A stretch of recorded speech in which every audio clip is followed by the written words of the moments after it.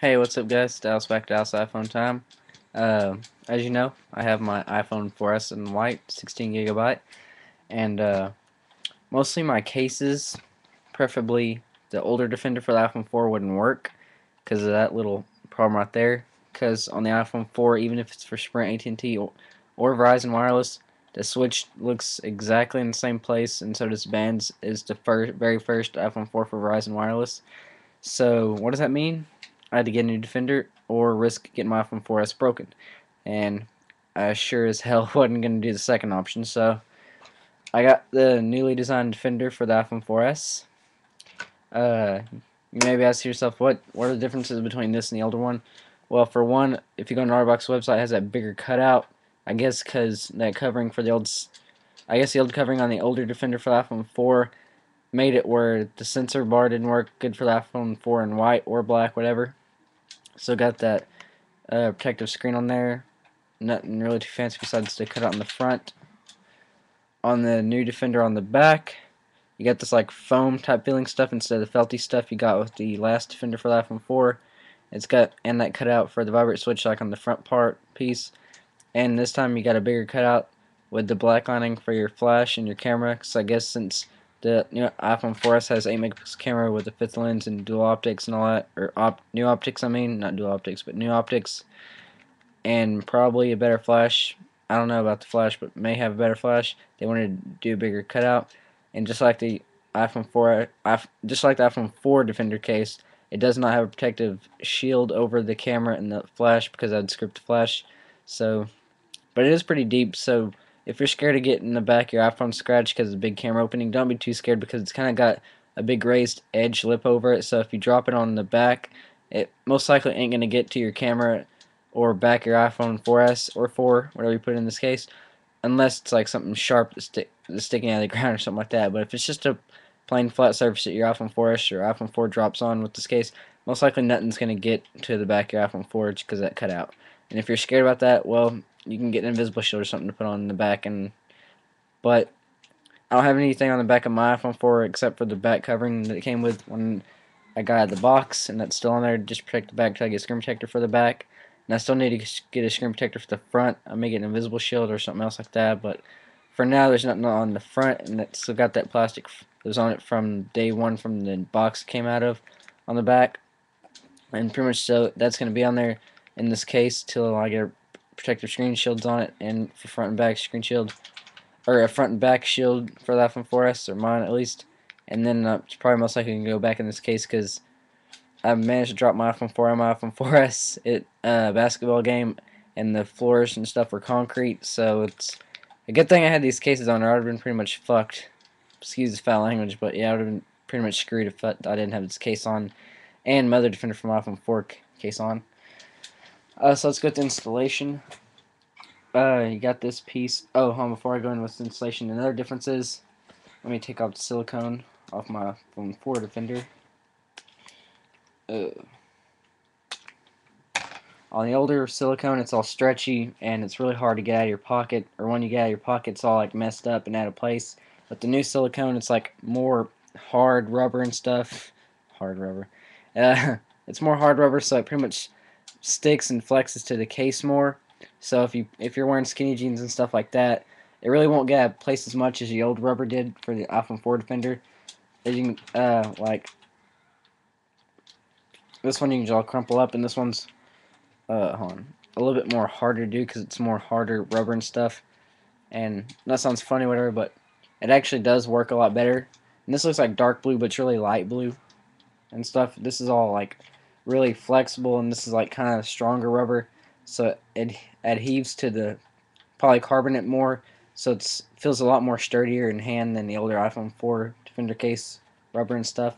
But the polycarbonate plastic on the new Defender is pretty much almost the same as the old one, just different cutouts.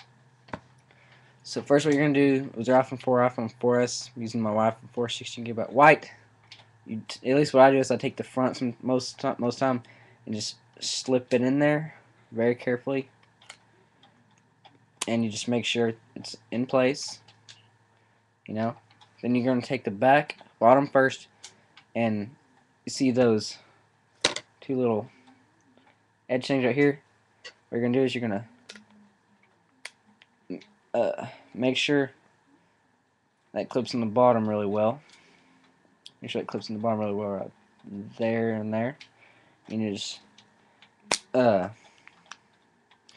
there's 3 ratchet type things that click together like on the old Defender for iPhone 4 on the top, side, and other side. And you're just gonna clip them all until you hear a click, or until at least you think they're clipped together, because most of the time they don't always make a click because they're already put together. But just make sure they're together, or at least if you think. Then, just like the old iPhone 4 Defender, you're just gonna put the silicone around here. But since this is a lot stronger rubber, so it takes a little bit more to put on, but it actually works a lot better. So you're gonna have to stretch it a little bit. So the stronger, harder plastic is good and bad. It's bad because takes a while to get on. It's a little harder too, but the good is it's a lot stronger. It won't rip as easy as the old Defender case rubber for iPhone 4, and it's just a lot more, at least better for me to use than the old one. And it just feels a lot more sturdier in hand. Stuff feels more built quality better, if you know what I'm saying. Here we got the full installation. Another difference is you got this little textured thing underneath there, whereas the old one, you don't have that. It's like just flat. Kind of reminds me of razor blade type thing right there. So there's the iPhone 4S white 16GB put in the new otterbox Defender case. This is a light blue and dark blue type thing case I got from Radio Shack. There's the front, what it looks like. There's the back. Not much of a difference from the old one except for the back. New camera cutout. The new front facing cutout on the polycarbonate covering it plastic. The new thing under the thing right here, the flap that covers your 30-pin dock connector.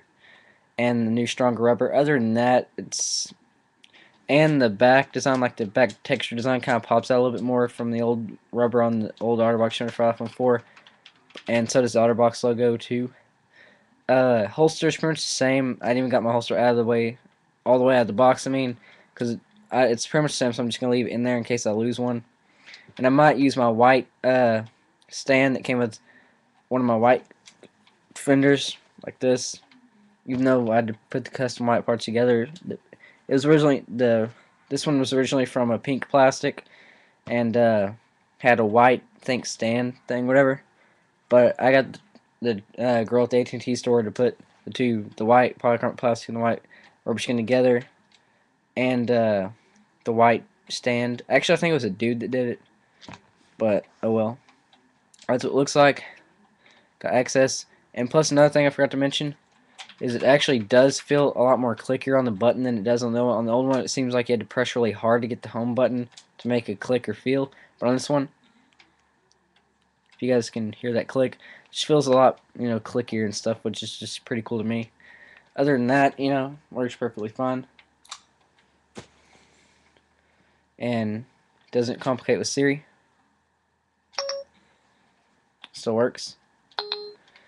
And watch this. Siri, hello.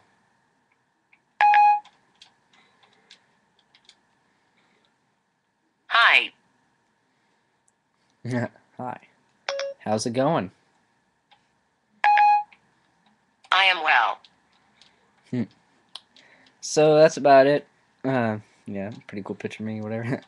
That's about it. Watch out for my comparison video of the iPhone 4 versus iPhone 4S. And until then, later guys, peace out.